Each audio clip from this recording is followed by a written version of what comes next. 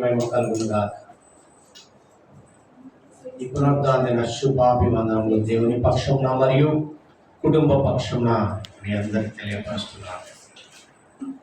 ప్రియ సంగమా, దేవుడిచ్చిన భాగ్యం పరిశుద్ధ గ్రంథంలో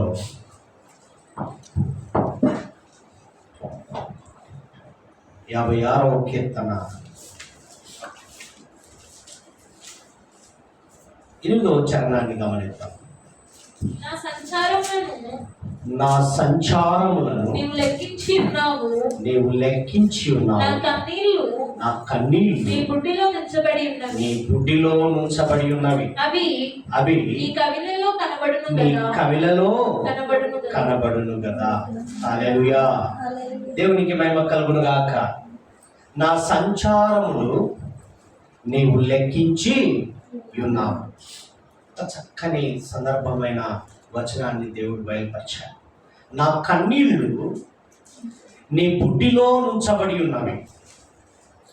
అవి నీ కవిలలో అనగా పుస్తకములో, ఆయన పుస్తకములో కనబడును గదా.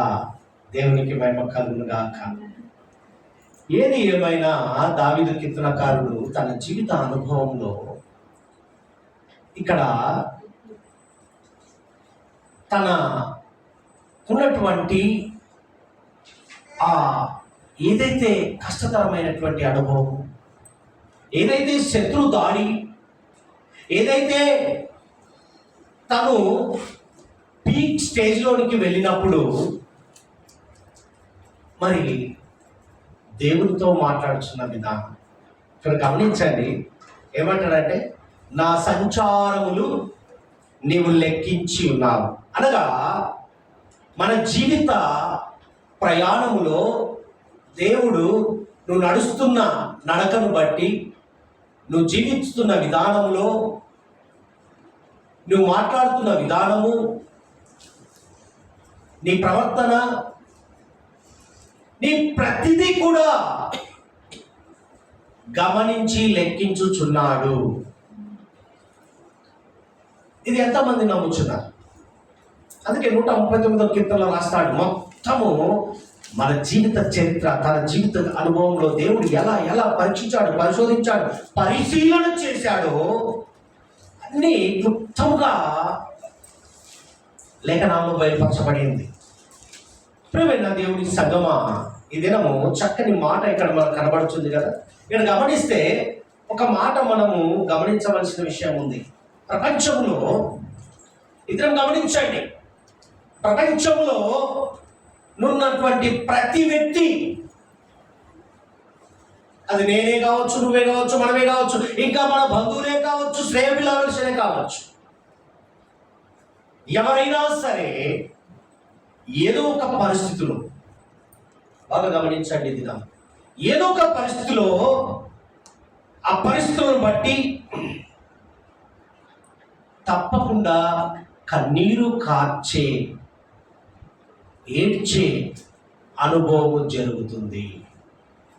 నిజమేనా? ఏదో ఒక పరిస్థితి, అది సంతోషంగా కానీ, దుఃఖంలో ఉన్నా కానీ, ఆనందంలో ఉన్నా కానీ, లేకపోతే ఏదైనా సమస్య ఎదురైనప్పుడు తట్టుకోలేని పరిస్థితులు అయినా సరే, ఇక నాకెవరూ లేరు, నా పని అయిపోయింది అని చెప్పి ఏడవడము జరుగుతుంది. అందుకే దావీదు కీర్తనకారుడు తన వేదనతో రాస్తున్న మాట ఏంటంటే, నా సంచారములు నువ్వు లెక్కించి, నా కన్నీళ్లు నీ బుడ్డిలో నుంచబడి ఉన్నవి. అవి నీ కవిలలో, ఆయన పుస్తకములో కనబడును కదా. చక్కని మాట. ఇది నిమిషము ప్రియమైన దేవుని బిడ్డలారా, కన్నీరు ఎంత చక్కని మాట మనకు బహుకరిస్తున్నాడు ఈ దినము నా దేవుడు. పరిశుద్ధ గ్రంథంలో ఆయా సందర్భమును బట్టి కన్నీరు కార్చినటువంటి భక్తులను మనకు పరిచయం చేస్తున్నాడు ఈ దినం. ఏ ఏ సందర్భాల్లో, ఏ ఏ సమయాల్లో వారు కన్నీరు కార్చిన విధానాన్ని దేవుడు బయలుపరుస్తున్నాడు. ఒకసారిగా మనం చూద్దాం. ఈ కన్నీరు అనే అంశాన్ని మన ముందు పెట్టి ఉన్నాడు. ఇక్కడ కూర్చున్న వారే కావచ్చు, వినేవారే కావచ్చు, చూసేవారే కావచ్చు, ప్రతి ఒక్కరు కూడా ఏదో ఒక సందర్భంలో కన్నీరు కార్చిన అనుభవాన్ని మీకు గుర్తు చేస్తున్నారు. చూద్దాం. హోషేయ గ్రంథానికి వెళ్దాం. హోషేయ గ్రంథానికి వెళ్దాం. 12వ అధ్యాయము 4వ చరణాన్ని గమనించాం. అతడు దూతతో పోరాడి జయముందెను. అతడు కన్నీరు విడిచి అతని బతిమాలెను. బేతేలులో ఆయన అతనికి ప్రత్యక్షమాయెను. హల్లెలూయా, దేవునికి మహిమ కలుగును గాక. ఎంత చక్కని సందర్భము. అతడు దూతతో పోరాడి జయమొందెను. బాగా గమనించండి. ఎవరితో పోరాడి? దూతతో పోరాడి జయమొందెను. అతడు కన్నీరు విడిచి అతని బతిమాలెను. బాగా గమనించండి. పోరాడు, జయమొందాడు, అతనితో బ్రతిమలాడము కనబడుతుంది. బేతేలులో ఆయన అతనికి ప్రత్యక్షమాయెను. ఎవరైనా 3వ వచనం చదవమ్మా. తల్లి గర్భమందు యాకోబు తన సహోదరుని మడిమెను పట్టుకొనెను. మగసిరి కల వాడై అతడు దేవుడితో పోరాడిన వ్యక్తి. యాకోబు గారి కన్నీరు. మొదటిది యాకోబు కన్నీరు. ఎంత చక్కని మాట. ఇక్కడ గమనించండి ప్రియమైన దేవుని సంగమా. యాకోబు దూతతో పోరాడుట అంటే ఇక్కడ కన్నీరు కార్చు దేవునితో, చూడండి, కన్నీరు కార్చుచు దేవుని బ్రతిమాలుకున్నట్లుగా ఇక్కడ లేఖనము బయలుపరచబడి ఉన్నది. కన్నీరు కారుస్తూ దేవుణ్ణి బ్రతిమలాడుతున్నట్టుగా కనబడుతుంది. ఇక్కడ దూతతోనూ మరియు అంతకు ముందుగా దేవునితో బ్రతిమలాడుతున్నట్టుగా మనకు కనబడుతుంది. ఇక్కడ గమనిస్తే ఈ యాకోబు గారికి ఎదురైన పరిస్థితులు ఎలా ఉన్నాయంటే కృంగదీసే స్థితిలోనికి వెళ్ళిపోయాడు. ఏ పరిస్థితులు అండి? కృంగదీసే పనులు. అయితే ఏమనుకున్నాడంటే దేవుడే ఈ పరిస్థితులను చక్కబెట్టగలడని గ్రహించాడు. ఎవరు చేయరు, ఎవరు ఓదార్చరు, ఎవరు సాయం చేయరు, ఎవరు నా కన్నీరును తుడవరు, దేవుడు ఒక్కడే అని గ్రహించి ఏం చేశాడంటే తనకున్న వారినందరినీ ముందుగా పంపించేశాడు. పంపించి అంతేకాదండి, ఇంకో మంచి పని చేశాడు. తనకున్న ఆస్తుపాస్తులను, అంతేకాదు చూడండి, వాళ్ళందరినీ, బంధువులందరినీ పంపించి తనకున్న ఆస్తిపాస్తులన్నిటినీ పంపించేశాడు. తను ఒక్కడే నిలిచి ప్రార్థించడం మొదలుపెట్టాడు. చూసారా? కన్నీరు విడుస్తూ బ్రతిమిలాడుతున్న సందర్భాన్ని మన ముందు పెట్టాడు. బ్రతిమిలాడుట ఎందుకో ఆలోచించాడు. ఈ బ్రతిమిలాడటంలో ఎంత అనుభవం వస్తుందో అనేది ఆలోచించాడు. ఆలోచించి ఏమంటాడంటే, ఇక్కడ చూడండి, యాకోబు గారి విషయాన్ని చూద్దాం. ఇతను ఎన్నో తప్పులు కావచ్చు, ఇతని విషయంలో మోసాలు కావచ్చు, మరి ఏదైనా కావచ్చు. యాకోబు అనగా మోసగాడు, రకరకాలుగా చెప్పుకోవచ్చు. కానీ దేవుడు అడుగుతున్నప్పుడు బాగా గమనించండి ప్రియ సహోదరి సహోదరుడా, వింటున్న వారులారా, చూస్తున్న వారులారా, ఈ దినం అద్భుతమైన యాకోబు కన్నీరును గమనించినట్లయితే దేవుడు అడుగుతున్నప్పుడు అన్నిటినీ ఒప్పుకుంటున్నాడు. ఒప్పుకున్నాడా? అన్నిటినీ ఒప్పుకొని ఏం చేశాడంటే బ్రతిమలాడుతున్నాడు. అయితే ఇక్కడికి వచ్చేసరికి ఏమంటారంటే, వాటి వలన అయ్యా యాకోబు, నీ అన్ని ముందు కళ్ళ ముందు ఇట్లా కనపడుతున్నాయి, మరి వీటి వలన ఆశీర్వాదము ఆశీర్వాదం ఎలా వస్తుంది, ఆశీర్వాదించాలో చెప్పు అని దూత అడుగుతున్న సందర్భం. ఆ సందర్భంలో బ్రతిమలాడుతున్నాడు. నీ తప్పులేమో కనబడుతున్నాయి, నీకు ఆశీర్వాదం ఎలా ఇవ్వాలి అంటే నన్ను క్షమించండి. యాకోబు పెనుగులాడడంలో ఘనుడు, ప్రార్థించడంలో. అప్పుడు ఏమైపోయిందంటే ఏం చేస్తున్నాడంటే ఆ సందర్భంలో బ్రతిమలాడుకోవడము ఇక్కడ మనకు కనపడుతుంది. అతడు దూతతో పోరాడి జయముందెను, అతడు కన్నీరు విడచి అతని బతిమాలను బేతేలులో ఆయన అతనికి దేవాది దేవుడు ప్రత్యక్షమయ్యాడు. మొదటిగా మధ్యవర్తిని పంపించాడు. మధ్యవర్తి ద్వారా దేవుడు యాకోబుకు దేవునికి అనుసంధానము కుదిరింది. ప్రియమైన దేవుని బిడ్డలారా, ఏమైనా ఉండవచ్చు, కానీ ఎప్పుడైతే నీ జీవితంలో బ్రతిమిలాడుట అనే సందర్భము, బ్రతిమిలాడుట అనే గ్రహించే విధానంలోనికి వెళ్ళావో దేవుడు నిన్ను ఓదార్చే క్రమంలోనికి వస్తాడు. యాకోబు విషయంలో అదే జరిగింది. అందుకే అడుగుతున్నాడు ఈ దినం, మరి నీవు ఎలా అడుగుతున్నావు? దేవుడు ఎలా అడుగుతున్నావు? బ్రతిమలాడి అడుగుతున్నావా, లేక డిమాండ్ చేస్తూ అడుగుతున్నావా? ఆలోచించు ఒక్కసారి. యాకోబు లాంటి బ్రతిమలాడుట అనే కనికరము కలిగినటువంటి, దీనత్వం కలిగినటువంటి మనస్సు నీలో ఉందా? లేకపోతే చెయ్యాలి, ఎవరి కోసం చేస్తాడు అని డిమాండ్గా ఆలోచిస్తున్నావేమో ఒక్కసారి గమనించు. ఏదైనా సరే బాగా గమనించు ప్రియ సహోదరి సహోదరుడా, నీకున్నవే కానీ, నీకున్నవారే కానీ, నీ బలం నా బలం నా బలగం అనుకుంటున్న జీవిస్తున్న నీవు నీ సమస్యల్లో పరిష్కారము అవి కాదు.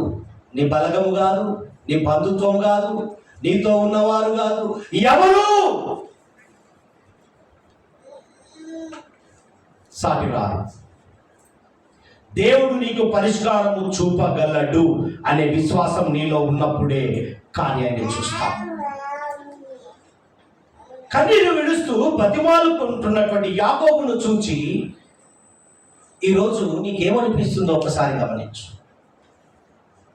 ఆయన జీవితాన్ని ఒక్కసారిగా మనం నెమరు వేసుకొని యాకోబును సాదృశ్యంగా చూసుకుందామా?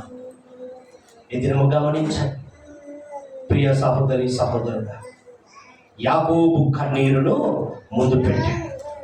అనగా ఆయన కన్నీరు కార్చడంలో ఇంకా ఏమైపోయిందంటే దేవుని దగ్గర ఒక స్థానం ఏర్పడింది.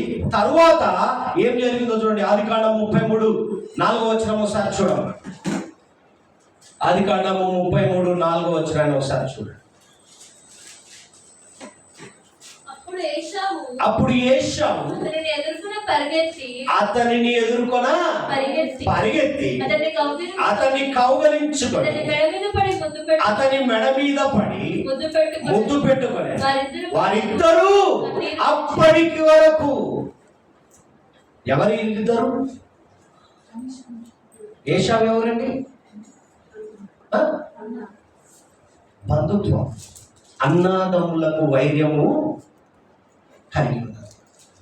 ఎప్పుడైతే దేవుడి దగ్గర కన్నీరు కార్చి బ్రతిమలాడుకున్నాడో తన ఉన్న వాటిని అన్నిటినీ క్షమించి బంధువులు, మరి శ్రేయభిలాషులు, మరి సొంత అన్నదమ్ములను కలిపే విధానంలో కూడా దేవుని ఏర్పాటు కనపడుతున్నది. దేవునికి మేము కలుగును గాక. అందుకే డాక్టర్ సొలొమోన్ గారు రాస్తారు, సామెతలు 16:7 రాయబడిన మాటను ఒకసారి చూసినట్లయితే ఎంతో చక్కని మాట చూడండి. ఒకని ప్రవర్తన యెహోవాకు ప్రీతికరమగునప్పుడు ఆయన వాడి శత్రువులను సహా వాడికి ఎప్పుడైతే నీ ప్రవర్తన దేవునికి ప్రీతికరంగా కనపడిందో నీ శత్రువును మిత్రుగా చేస్తాడు, నీ జీవితాన్ని తారుమారు చేస్తాడు. దేవునికి మహిమ కలుగును గాక. మొదటిగా ఎవరిని పరిచయం చేశాడండి మనకు? యాకోబు జీవితంలో జరిగిన సంఘటనలు బయలుపరిచాడు. తనకున్న వాటిని అన్నింటినీ క్షమించేశాడు. తర్వాత అన్నదమ్ములను కలిపే పనిలో ఉన్నాడు. తన ప్రవర్తనను బట్టి దేవుడు ప్రేమించేశాడు. ఈరోజు నీ జీవితంలో కూడా యాకోబు కన్నీరు వచ్చును కాక. అంటే కన్నీరు అంటే వస్తూనే ఉంటుంది. ఆ కన్నీరులో ఎంత అర్థం ఉందో గమనించండి ప్రియ సహోదరి సహోదరుడా. రెండవది చూద్దాం. దేవుడి దినం మాట్లాడుతున్న మాటను గమనిద్దాం. మొదటి సమూయేలు 1వ అధ్యాయము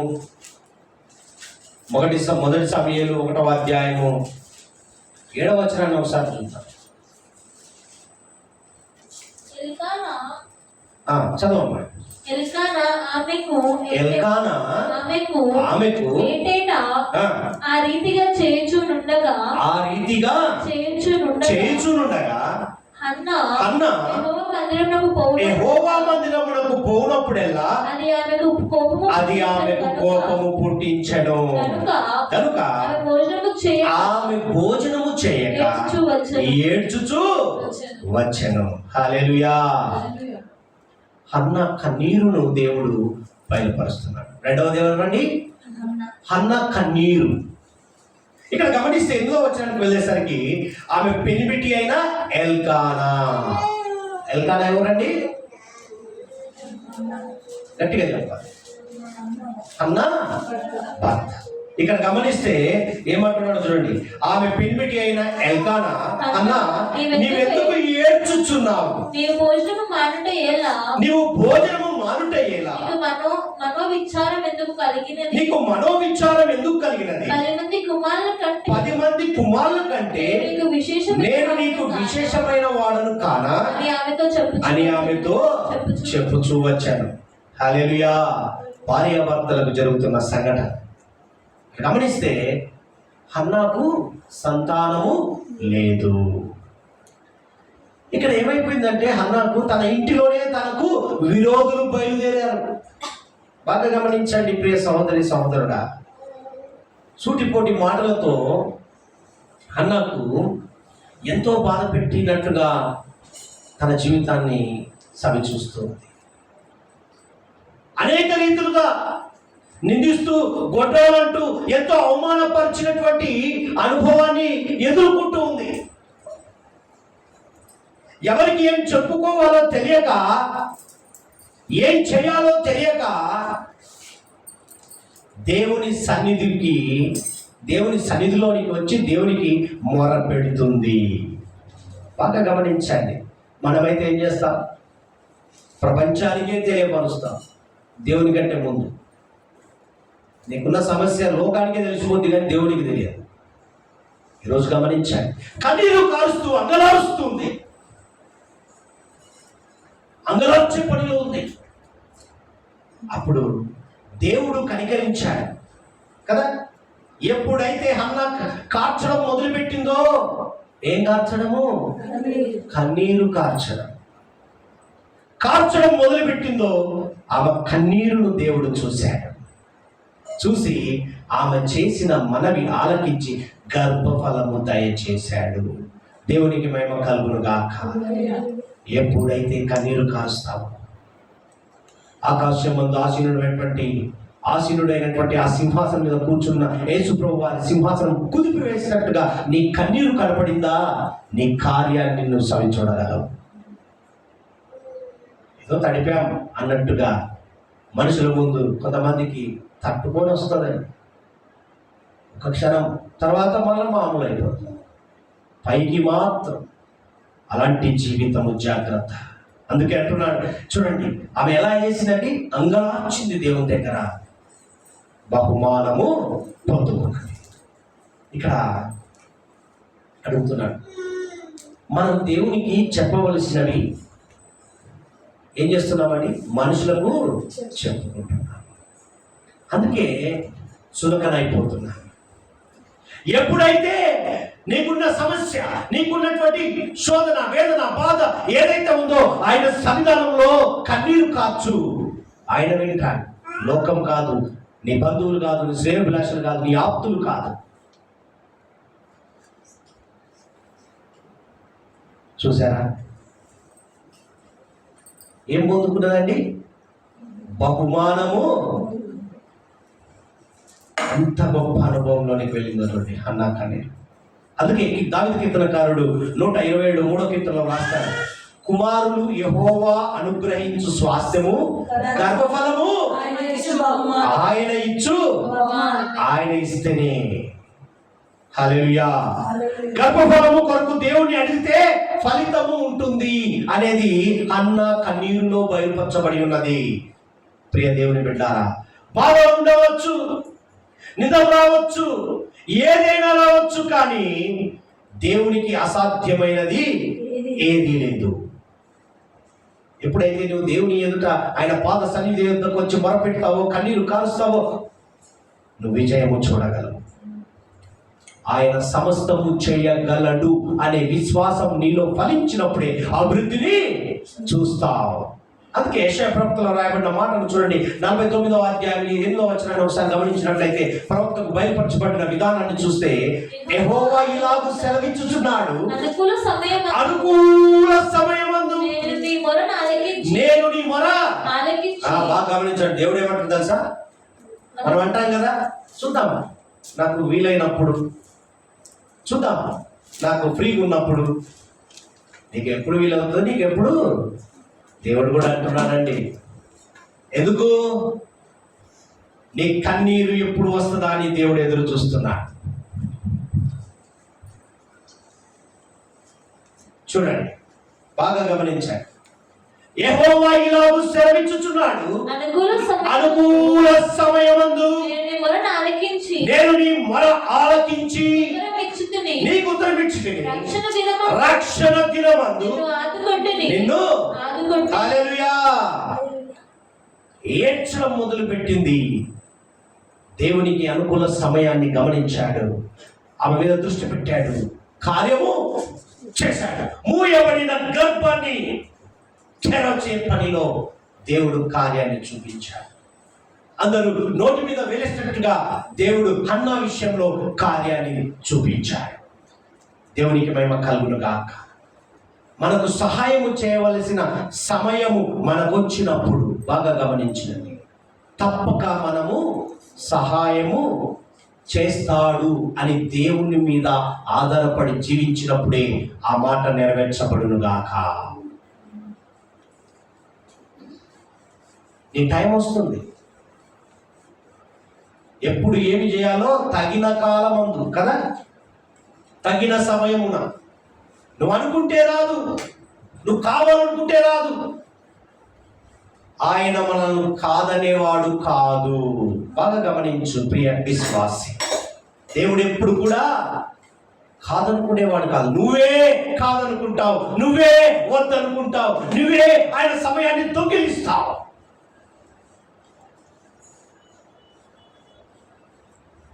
వచ్చాడు, విన్నాడు, వెళ్ళిపోయాడు కదా.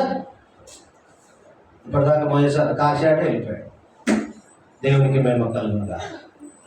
చూడండి, ఇక్కడ గమనిస్తే హన్న కన్నీరు కార్చి ప్రార్థించి ఫలితాన్ని పొందుకుంది. మరి నీవు కూడా కన్నీటి ప్రార్థనతో ప్రభు కృప, యేసు క్రీస్తు ప్రభు వారి కృపను పొంది నీ కొరతను తీర్చుకో. ఈ దినము దేవుడు చెప్తున్న వార్త. హన్న కన్నీరు కార్చింది, ఆయన కృపను పొందింది. మరి నీ సంగతి ఏంటి? మన సంగతి అడుగుతున్నాడు దేవుడు. మరి నీ కొదవ ఏదైతుందో కన్నీరు కార్చు ఆయన సంవిధానంలో. 10 మందికి చెప్పుకొని 10 మంది ముందు కన్నీరు కార్చడం కాదు, ఆయన సన్నిధిని కుదిపివేసినట్టుగా కన్నీరు కార్చు. విజయము డంకము మోదించుకుంటూ మరలా వచ్చి సాక్ష్యము చెప్పుదు గాక. ప్రియ సహోదరి సహోదరుడా, యాకోబును పరిచయం చేశాడు, హన్నాను పరిచయం చేశాడు. 3వది చూద్దాం. 2వ రాజుల గ్రంథంలోనికి వెళ్ళమ్మా. 20వ అధ్యాయంలోనికి వెళ్ళు. మనకు సుపరిచితులు బాగా 20వ అధ్యాయం మొదటి నుంచి చదవండి. ఆ దినములలో హిజ్కియాకు మరణకరమైన రోగము కలుగగా ఆమోజు కుమారుడును ప్రవక్తయునైన యెషయా అతని యొద్దకు వచ్చి నీవు మరణమవుచున్నావు, బ్రతుకవు గనుక నీవు నీ ఇల్లు చక్కబెట్టుకొనుమని యెహోవా యెహోవా సెలవిచ్చుచున్నాడని చెప్పగా చదవమ్మా. హిజ్కియా కన్నీరు. మూడవది ఎవరండి? హిజ్కియా కన్నీరు. హిజ్కియాకు మరణకరమైన రోగము వచ్చిందని చెప్పి ప్రవక్త ద్వారా బయలుపరచబడింది. యెషయా వచ్చాడు, అయ్యా హిజ్కియా చనిపోతావు, నీళ్లు చక్కబెట్టుకో, సర్దుకో. ఆ సమయాల్లో దేవుడు సమయం ఇచ్చాడు. ఈ దినాల్లో జరుగుతున్న సంఘటన సమయం కూడా లేదండి. అన్నీ క్లీన్ చెట్. జాగ్రత్త సుమ. అంత్య దినాల్లో ఉన్నాం. హిజ్కియాకు వచ్చి ప్రవక్త వచ్చి బయలుపరిచాడు, నీవు చనిపోతావు, నీ ఇల్లు చక్కబెట్టుకో అని హెచ్చరించాడు. అటువంటి సమయాల్లో హిజ్కియా ఏం చేశాడండి? కన్నీటి చదవమ్మా, కంటిన్యూ చేయండి, చాలా బాగుంది. అతడు తన ముఖము గోడ తట్టు త్రిప్పుకొని ఎక్కడ తిప్పుకున్నాడని? గోడ తిప్పుకున్నాడు. యెహోవా యథార్థ హృదయుడునై సత్యముతో నీ సన్నిధిని నేను ఎట్లు నడుచుకుంటును, నీ దృష్టికి అనుకూలముగా సమస్తమును నేను ఎట్లు జరిగించుదును, కృపతో జ్ఞాపకము చేసుకోమని హిజ్కియా కన్నీళ్లు విడుచుచు హల్లెలూయా. అయ్యా, నా పరిస్థితి అంతా నీకు తెలుసు, అంత నువ్వే చేశావయ్యా అని తెలిసి ఈ స్థితికి తెచ్చావా అంటంగా. కానీ హిజ్కియా ఏమంటున్నాడో తెలుసా? అయ్యా ఏమంటున్నాడమ్మా చూడండి, యథార్థ హృదయుడనై సత్యముతో నీ సన్నిధిని నేను ఎట్లు నడుచుకుంటును, నీ దృష్టికి అనుకూలంగా సమస్తము నేను ఎట్లు జరిగించుతును. మళ్ళీ చెప్పావయ్యా, మేము చేయలేదా అని అంటావే. ఆ సమయము నీకు కూడా వస్తుంది, జాగ్రత్త. హిజ్కియా గుర్తు చేస్తున్నాడు దేవుడు. అంటే దేవుడికి గుర్తు చేసేంత వ్యక్తులం కాదు మనం. ఆయనకు అన్నీ, అందుకే అంటాడు దావీదు కుమారుడు రాసిన మాట ఏంటంటే, నా సంచారములు హల్లెలూయా. జాగ్రత్త సుమ, లెక్కించి ఉన్నాడు ప్రతిదీ కూడా దేవుడు. ఇక్కడికి వచ్చేసరికి హిజ్కియా ప్రతిమలాడుకుంటాడు. ఈయన ఒక రాజు. హిజ్కియా ఎవరండి? ఒక రాజు. సర్వ సంపదలు ఉన్నాయి, అన్నిటినీ దండించే అధికారం ఉంది, ఆపించే అధికారం ఉంది, ఏది చేయాలనుకుంటే చేయగలిగినటువంటి సమర్థుడు. కానీ తన విషయానికి వచ్చేసరికి తన ఆరోగ్య విషయంలో తనకు అధికారము లేదు. దేవునికి మహిమ కలుగును గాక. అయినప్పటికీ కూడా బాగా గమనించండి, ఇవన్నీ ఉన్న తన ప్రాణాన్ని కాపాడే అవకాశం ఉంది. అక్కడ సైనికులు ఉన్నారు, బలయోధులు ఉన్నారు, ఏదైనా చేయగల సమర్థులు ఉన్నారు. అయినా ఏది పనికిరావు. అందుకే తన రోగం నుండి, తనకున్నటువంటి రోగం నుండి స్వస్థత పొంది భూమి మీద బ్రతకాలి అంటే, బాగా గమనించండి, బ్రతకాలి అంటే దేవునికి ప్రార్థించాలని నిర్ణయించుకున్నాడు. నా ముందున్న వాటి కొరకు నా ముందు ఎన్నో ఉన్నాయి, వాటన్నిటి నాకు ఏమి పనిచేయవు, ఒకటే ఆయనకు తప్ప నా వెనక ముందు నా బలగం అబ్బో అనుకుంటా నాకు అన్ని వేస్తే ఆయన ఒక్కడే. ఆయనకు మొరపెడితేనే నేను బ్రతకగలనని తెలుసుకున్నానండి. గ్రహింపు కలిగిన జీవితంతో ఏం చేశాడు? గోడ తట్టుకు ముఖం త్రిప్పి ప్రార్థన చేస్తాడు. అందుకే ఏమైపోయిందండి? అతడు కన్నీటి ప్రార్థన చేశాడు. చేసిన వెంటనే ఏం జరిగిందండి? గొప్ప కార్యము. మరలా 15 సంవత్సరాలు కదా, ఇంత భాగ్యం అండి. ఇక అయిపోతావు అని ప్రవక్త ద్వారా పంపడము, మళ్ళా ఒక మధ్యవర్తి ద్వారా తెలియపరచడము. దేవుని నిర్ణయం ఎలా ఉంటుందో చూడండి. దేవుడు తప్ప మనుషులు ఎవరు చేయలేని కార్యము దేవుడు ఒక్కడే చేస్తాడని ఆ కన్నిటిలో అభావాన్ని తెలియపరిచాడు. అందుకే మత్తయి సువార్త 16వ అధ్యాయం 26వ వచనంలో రాయబడిన మాట చూస్తే అక్కడ చూడండి, 16-26 వచనాన్ని చూడండి. ఒకడు లోకమంతా ఒక మనుష్యుడు ఆ, లోకమంతా సంపాదించుకొని తన ప్రాణమును పోగొట్టుకుంటే అతనికి ఏమి ప్రయోజనం? బాగా గమనించండి. ఇక్కడ గమనిస్తే లోకమంతా సంపాదించుకోవచ్చు అంటే ఏంటిది? లోకమంతా అంటే లోకమంతా ఏంటండి? ధనము, సిరి సంపదలు, బంధువులు, అబో మామూలుగా కాదు. నాది ఇంత అని చెప్పుకునే స్థితిలో ఉంటాం. కానీ ఇక్కడ ఏమంటాడు? లోకమంతా సంపాదించుకొనవచ్చు, అది అనుభవించుటకు ఏముండాలి? ఊపిరి ఉండాలి. నీ ముందు అన్ని ఉండొచ్చు, నీ ప్రాణం లేకపోతే అంత సున్నే. ఇక్కడ గమనించండి ప్రియమైన దేవుని బిడ్డలారా, అదే పోతే ఏది? ఊపిరి. ఈ సంపాదించినంత శూన్యం, ఎవడో అనుభవిస్తాడు. అలాగే హిజ్కియా రాజు అన్ని సంపాదించుకున్నప్పటికీ తన ప్రాణము పోయే పరిస్థితి వచ్చిందని తెలియగానే ఏం చేశాడండి? కన్నీటి ప్రార్థనతో ప్రభువునకు మొరపెట్టి జవాబు పొందాడు. దేవునికి మహిమ కలుగును గాక. రోగం పోయింది. ఏమైందండి? రోగం పోయింది, పరిస్థితులన్నీ చక్కబడ్డాయి. మరల లైఫ్, న్యూ లైఫ్. ఇప్పుడు విన్నాగా సాక్ష్యం. అలాంటి కార్యములు ప్రతి ఒక్కరి జీవితంలో జరుగును గాక. ఎప్పుడో తెలుసా? నువ్వు దేవునికి కన్నీరు కార్చే పనిలో ఉన్నావు. ఈరోజు అడుగుతున్నాడు, దేవుడు ఏమంటున్నాడు తెలుసా? మరి నీ సంగతి ఏంటి నాయన? ఎవరిని అడుగుతున్నాడు తెలుసా? నిన్ను, నన్ను, మనల్ని అడుగుతున్నాడు. లోకాన్ని సంపాదించుకోవటకు నువ్వు ఎంత ప్రయాసపడుచున్నావో ఒక్కసారి గుర్తు చేసుకో. ఈ లోకంలో ఉన్న వాటి కోసమే ప్రయాసపడుతున్నావు. 24 గంటలు సమయం సరిపోవట్లే. ఈరోజు గమనించు, ఒక్కసారి ఆగి ఆలోచించు. ప్రాణం ఉంటే వాటి వలన ప్రయోజనము వస్తుంది అంటున్నాడు. నీ ప్రాణాన్ని కాపాడుకోనాయన. నేను ఇచ్చిన సమయాన్ని వాడుకో. నా సమయాన్ని నువ్వు సద్వినియోగం చేసుకో. నా సమయాన్ని కూడా దొంగిలించి నీ ప్రాణాన్ని పోగొట్టుకోకు అంటున్నాడు. ఆజ్ఞ అతిక్రమించడము పాపం. ఆయన ఆజ్ఞకు మనం లోబడాలి. 6 దినములు నీవి, 7వ దినం ఎవరిదండి?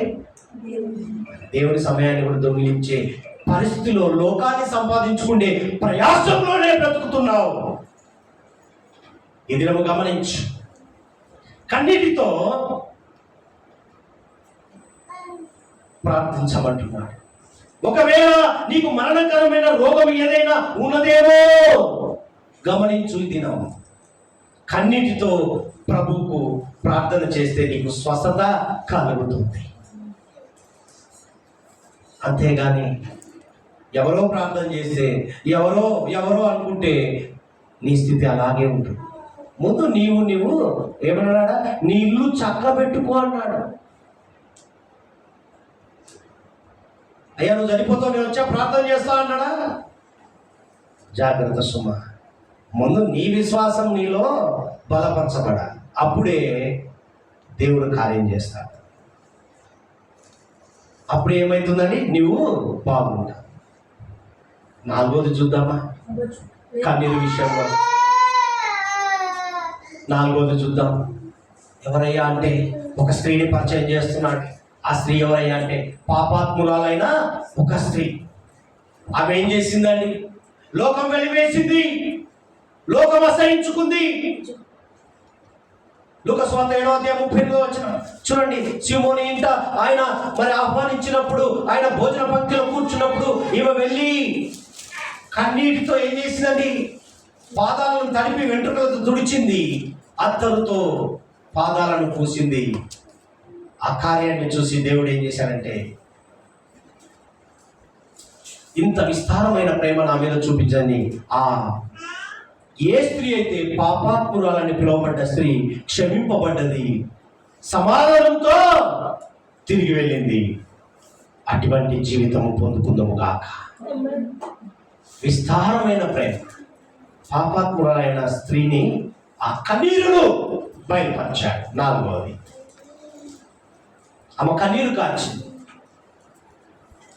ఎటువంటి భయంకరమైన పరిస్థితులైనా, ఏ స్థితిలోనూ ఉన్నా యాకోబు అన్ని ఒప్పుకున్నాడండి.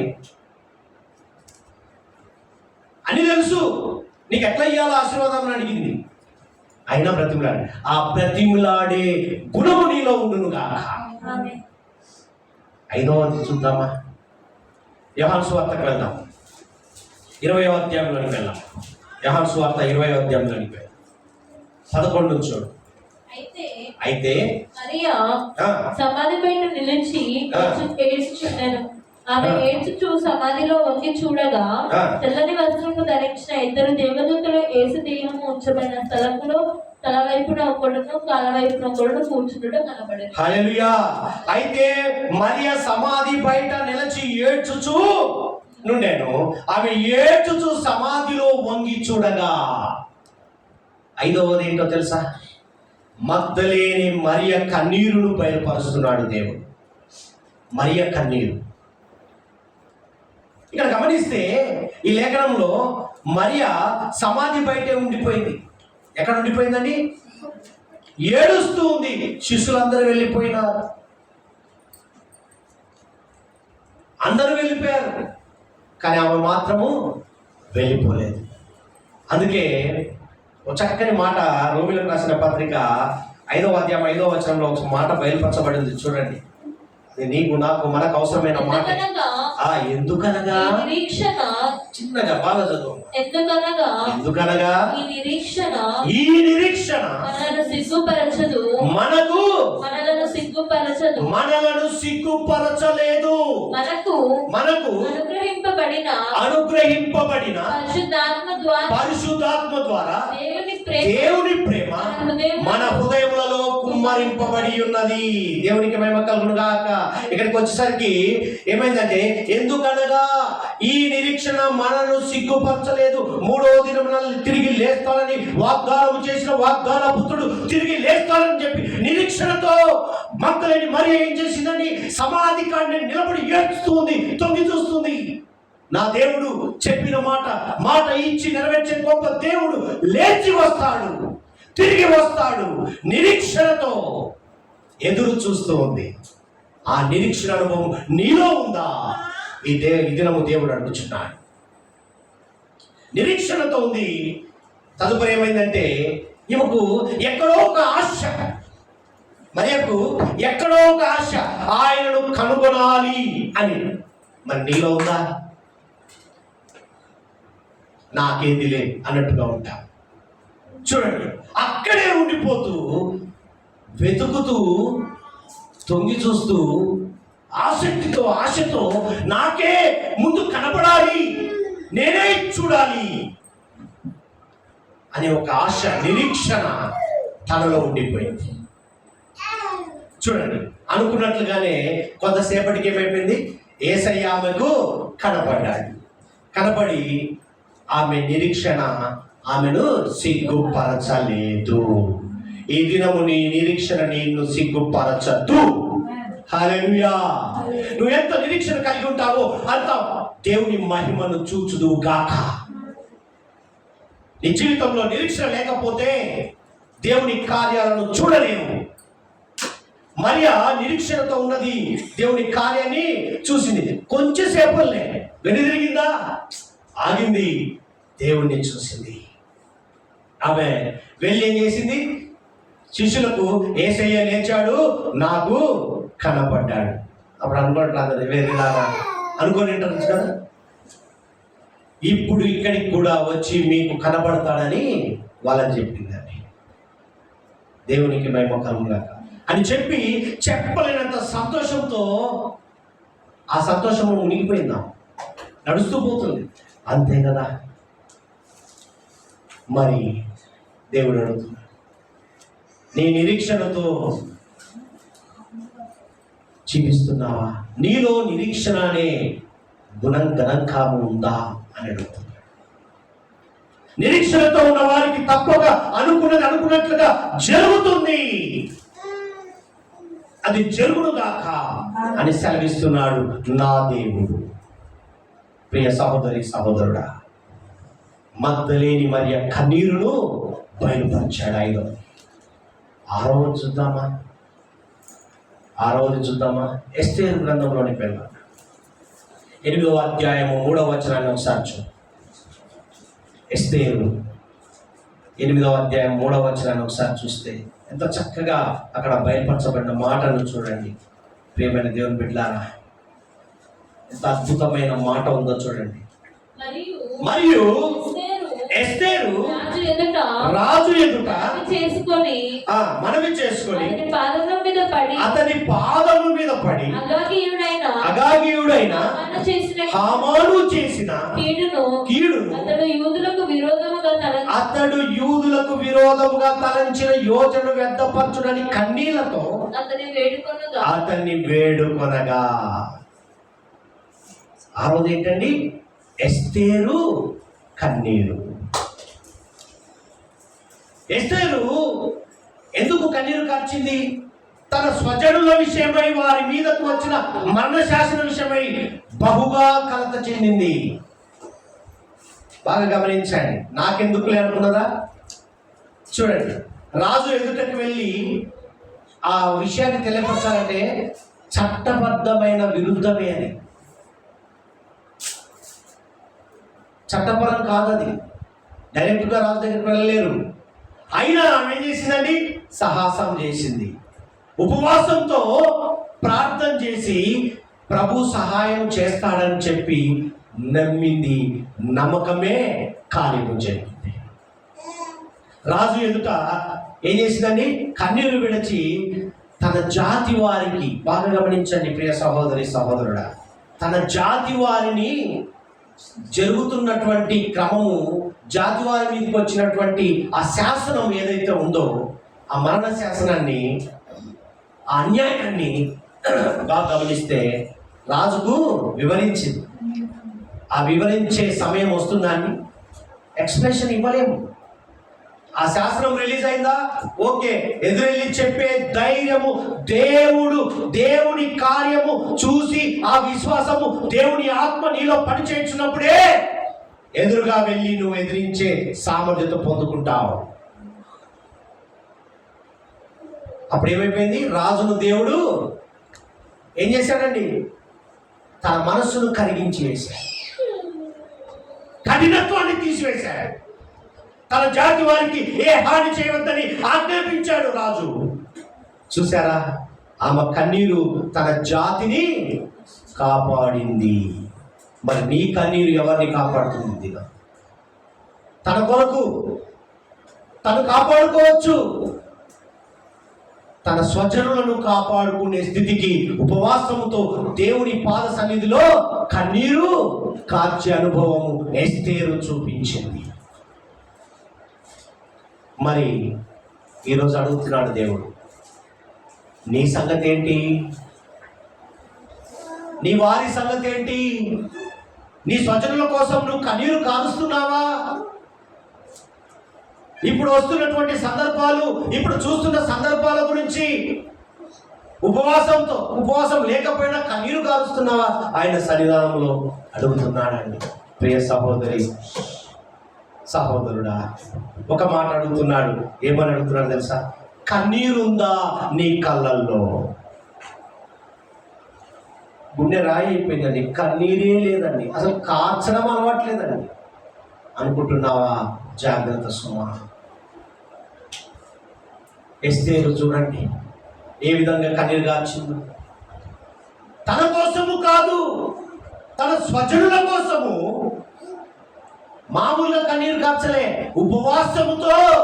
అందుకే పౌలు భక్తుడు కొరింథీ సంఘంతో మాట్లాడతాడు. 1 కొరింథీయులకు రాసిన పత్రిక 15వ అధ్యాయము 58వ వచనాన్ని ఒకసారి చూడమ్మా. 15:58 రాయబడిన మాటను చూడండి.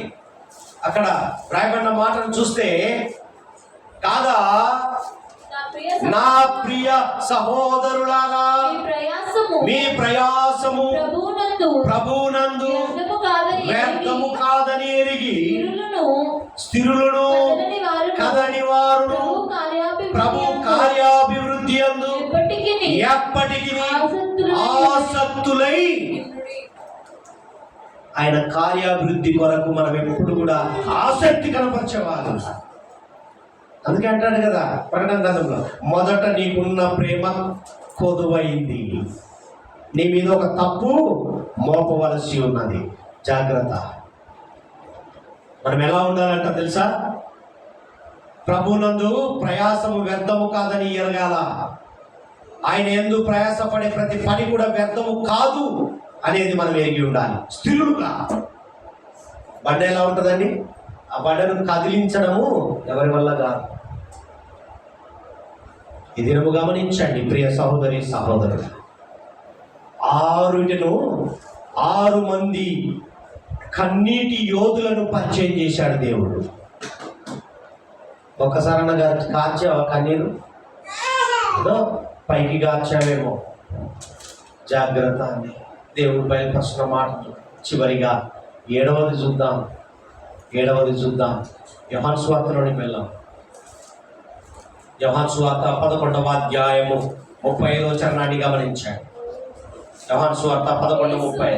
యేసు కన్నీళ్లు, చూడండి ఇక్కడ ఎంత చక్కని మాట, యేసు కన్నీళ్లు విడిచాడు. ఎంత గొప్ప వాక్యం అండి. ఇక్కడ గమనిస్తే సాక్షాత్తు యేసుక్రీస్తు కన్నీరు పెట్టులో ఉన్న అంతర్యం ఏంటో ఇక్కడ గమనించండి. యేసుక్రీస్తు ప్రభువారు కన్నీరు కాచడం అంటే ఆషామాష అండి. ఎంత అంతర్యము దాగి ఉందో చూడండి. 11వ అధ్యాయం 5వ వచనం చదవము ఒకసారి. యేసు చూడండి, ఎవరు? మార్తాను ఆమె సహోదరుని లాజరును. ఇక్కడ గమనించండి, మరియా, మార్తా, లాజరు అనే కుటుంబాన్ని ప్రేమించాడు కాబట్టి ఆ ప్రేమను బట్టి ఏమైపోయింది అక్కడ? లాజరు రోగముతో మరణిస్తాడని దేవునికి ముందే తెలుసు. అక్కడ ఏమైపోయిందంటే ఆ లాజరు విషయంలో, ఆ మార్తా మరియల విషయంలో దేవుడు ఎంతగానో చూడండి ప్రేమించాడు. ఆయన దేవునికి ఆ కుటుంబం అంటే చాలా ఇష్టం. కనుక ఇక్కడ గమనిస్తే ఏమనుందంటే వ్యాధిని బట్టి ఆయన చాలా బాధపడ్డ సందర్భం ఉంది. బాధపడడం జరిగింది, కన్నీరు కార్చడము జరిగింది. మరి మీరు అనుకోవచ్చు, నేను అనుకోవచ్చు, ఇక్కడ కూర్చున్న వింటున్న వారు అనుకోవచ్చు, మన కుటుంబాలను కూడా ఆయన ప్రేమిస్తున్నాడు. లాజరునే ప్రేమించిన దేవుడు, మరియా మార్తనే ప్రేమించిన దేవుడు నిన్ను నన్ను మన కుటుంబాలను ప్రేమించాడా? ప్రేమిస్తాడు. ప్రతి వారిని ప్రేమించే దేవుడు మన ప్రభు అయిన యేసుక్రీస్తు ప్రభువారు. ఎవరండి? ప్రతి ఒక్కరిని నువ్వు ప్రేమించినా ప్రేమించకపోయినా ఆయన ఒక్కసారి తలుచుకుంటే చాలు, నిన్ను ప్రేమించే జాబితాలో చేర్చుకుంటాడు. నీకున్న సమస్యలు కూడా ఆయన అలాగే స్పందిస్తాడండి. నీకు సమస్య వచ్చింది కదా, నా దగ్గరికి వస్తుందా అని ఎదురు చూడు. ఏమంటాడో తెలుసా? ప్రేమిస్తాడు. నా కుమారుడు కుమార్తె ఒక్కసారిగా నన్ను తలుచుకుంటారా అన్నట్టుగా చూస్తున్నాడు. అందుకే ఇంకో సందర్భంలో ఏడ్చాడు. చూడండి, లూకా సువార్త 19వ అధ్యాయం 41వ వచనం చూడండి. లూకా సువార్త 19:41వ వచనం. ఆయన పట్టణంలోనికి సమీపించినప్పుడు దానిని చూచి దాని విషయమై ఏడ్చి, నీవును ఈ నీ దినమందైనను సమాధాన సంబంధమైన సంగతులను తెలుసుకునే ఎడల నీకెంతో మేలు మరుగు చేయబడి. చూసారా? ఏ పట్టణం అండి?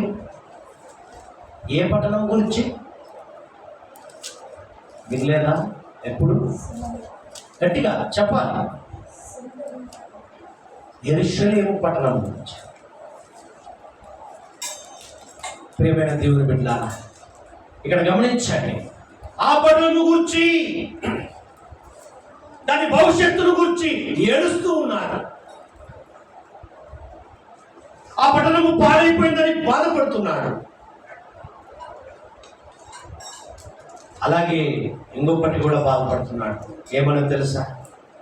నీ ఉన్న గ్రామమే కానీ, కాలనీయే కానీ, లేక పట్టణమే కానీ అలాగే నశించిపోయే స్థితికి చేరితే దీన్ని గురించి కూడా దేవుడు బాధపడతాడు. ఇప్పుడు మనకు ఎదురవుతున్న సందర్భాలు అలాగే కనపడుతున్నాయి కదా, గమనించండి. ఆయన అలాగే ఏడ్చుచున్నాడని భావించండి. దేవుడు చూస్తూ ఉన్నాడే, దేవుడు ఏం చేయట్లేదు అనుకుంటున్నారేమో. ఆ పట్టణం గురించి, ఆ లాజరు కుటుంబం గురించి, మరియా మార్త లాజరు గురించి ఏడ్చిన దేవుడు పట్టణం నాశనం అయిపోతుందని, పట్టణాన్ని మరి క్రయ విక్రయ కార్యములు చేస్తున్న వారి గురించి ఏడ్చిన దేవుడు మన కుటుంబాల గురించి ఏడ్చుచున్నాడు. నీ కుటుంబము బాగుండాలని, నీ వారు బాగుండాలని, నీ ఉన్న ఊరు వాడ బాగుండాలని మన దేవుని ఆలోచన. దేవుని ఆలోచన ఇంత అంత కాదండి, నువ్వు తూచలేనిది. అవి ఎప్పుడైతే పాడైపోతాయో వాటిని గురించి కూడా ఆయన ఏడ్చుచున్నాడని భావించగలిగితే అద్భుతంగా మనము సరిచేయబడతాం. మనం సరిచేయబడేది ఎప్పుడు తెలుసా?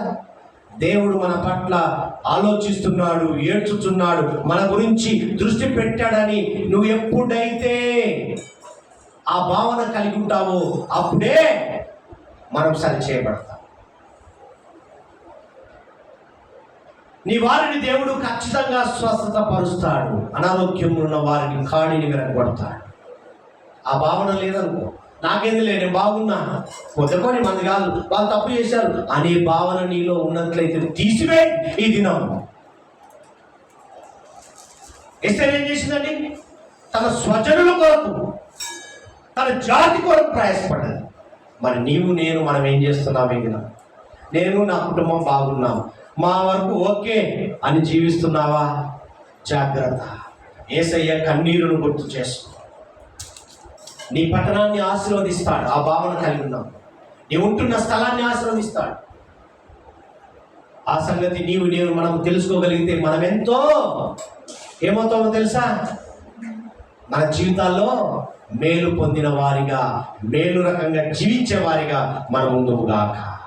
అందుకే దేవుడు రాస్తున్న మాటను గమనించండి. యోహాను భక్తునికి బయలుపరిచిన మాటను గమనిస్తే 3వ అధ్యాయం 16వ వచనంలో దేవుడు లోకమును ఎంతో మరి ప్రేమించిన దేవుడు నన్ను మనం ప్రేమించడా? ఒక కుటుంబాన్ని, లాజరును, మరియా మార్తను, లేదా ఆ పట్టణం గురించే ఏడ్చాడా? ఈరోజు నన్ను మనం గుర్తు చేసుకుంటూ ఏడుస్తున్నాడు ఈ క్షణము కూడా. అయ్యో, నా సన్నిధానికి రాలేకపోయాడే నా కుమార్తె. అయ్యో, నా సన్నిధానికి వచ్చి కూడా నా మాటలు వినలేకపోతున్నారే. మనసు ఎక్కడో, మార్గం ఎక్కడో ఉంటుంది అని దేవుడు ఏడుస్తున్నాడు. బాగా గమనించు. లోకంలో ఉన్న ప్రతి వారిని ఆయన ప్రేమిస్తున్నాడు. వారి విషయమై కన్నీరు కారుస్తున్నాడండి. అందుకే పౌలు భక్తుడు హెబ్రీ సంఘంతో మాట్లాడతాడు. చూడండి, హెబ్రీ సంఘంతో చెప్తున్న మాటలు, హెచ్చరికను ఒకసారి చూద్దాం. 5వ అధ్యాయము 7 నుంచి చదవమ్మా. 5:7 నుంచి చదువు. శరీరధారి అయి యున్న దినములలో మహారోదనముతో కన్నీళ్లతో తన్ను మరణము నుండి రక్షింపగలవానికి ప్రార్థనలు, యాచనలు సమర్పించి భయభక్తులు కలిగి ఉన్నందున ఆయన ఈ వాక్యం అర్థం చేసుకోండి బాగా. ఆయన చేతిలో అన్ని ఉన్నా, ఆయన రక్షించగలిగినటువంటి సామర్థ్యత ఉన్నా కూడా బాగా గమనించండి. శరీరధారి అయి ఉన్న దినములలో మహారోదనముతోను కన్నీళ్లతోనూ తన్ను మరణము నుండి రక్షింపగలవానికి ప్రార్థనలు, యాచనలు సమర్పించి భయభక్తులు కలిగి ఉన్నందున ఆయన అంగీకరింపబడ్డాడు. అదే ఏంటి? నా చేతిలోనే ఉంది శక్తి, నేను తప్పించుకోగలను, అనుకుంటే నీవు నేను మనము బ్రతికి ఉండేవారమా? ఇలాంటి స్థితి పొందుకునేవారమా? ఆయన అంగీకరింపబడ్డాడు, ఆయన సరెండర్ అయ్యాడు, తగ్గింపబడ్డాడు.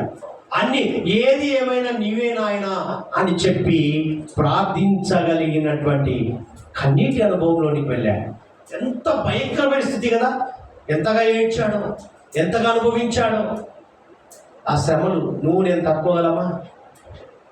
ప్రియమైన దేవుని బిడ్డలారా, అందుకే ఎంత చక్కగా రాశాడు, కన్నీళ్లతోనూ తన్ను మరణము నుండి రక్షింపగల వానికి ప్రార్థనను యాచనను సమర్పించి అంటే ప్రార్థనలు ఏం చేసింటాడు? అయ్యా ఇలా క్షమించండి, అయ్యా మీరు చేసే పనులు చూసి చూడనట్టుగా ఉండు అని అడిగినట్టున్నాడు. లేకపోతే మనం ఈరోజు జీవించేవారము కాదు, ఈ అనుభవము చూసేవారము కాదు. చూడండి, ఆయన కుమారుడై ఉండి తాను పొందిన శ్రమల వలన విధేయతను నేర్చుకున్నాడు. మరియు ఆయన సంపూర్ణ సిద్ధి పొందిన వాడై మెల్కిసెదెకు యొక్క క్రమంలో చేరిన ప్రధాన యాజకుడని దేవుని చేత పిలువబడి తనకు విధేయులైన వారి కందరికి నిత్య రక్షణకు కారకుడయ్యాడు. ఈరోజు నీ రక్షణకు కారకుడు ఎవరయ్యా అంటే కన్నీరు కార్చినటువంటి యేసయ్య. నీ కొరకు, నా కొరకు, మన కొరకు. నాకెందుకులే, నేను బయటపడితే చాలు అనుకున్నాడా? ప్రియ సహోదరి సహోదరుడు, ఆయన నీ కొరకు కన్నీరు కార్చుతున్నాడు. ఇప్పుడైనా నీ మనసు మార్చుకో. ఒకవేళ నీ మనసు మార్చుకొని నీ వారిని నిన్ను రక్షించుకునే పనిలో నువ్వు ఉన్నప్పుడే ఈ ఆశీర్వాదము చూడగలవు. ఆయన కన్నీరు ఒక లాజరు కుటుంబం కొరకే కాదు, ఒక పట్టణం కొరకే కాదు, నీ కుటుంబము కొరకు, నీ కొరకు కన్నీరు కార్చే అనుభవంలోనికి నువ్వు ఉందువుగాక. అయ్యా, నా కొరకు, నా కుటుంబం కొరకు కన్నీరు కారుస్తున్నావయ్యా, ఆ కన్నీటితో నన్ను రక్షించే అనుభవంలోనికి తీసుకొని వెళ్తున్నావయ్యా అని ఎప్పుడైతే నువ్వు ఆయన వైపు చూసి ఆయన పాద సన్నిధానంలో కన్నీరు కారుస్తాము, అంతకంతకు రెట్టింపు దీవెనతో ఆశీర్వాదంతో ముందుకు వెళుదువుగా. దేవుడి మాటలు దీవించునుగా.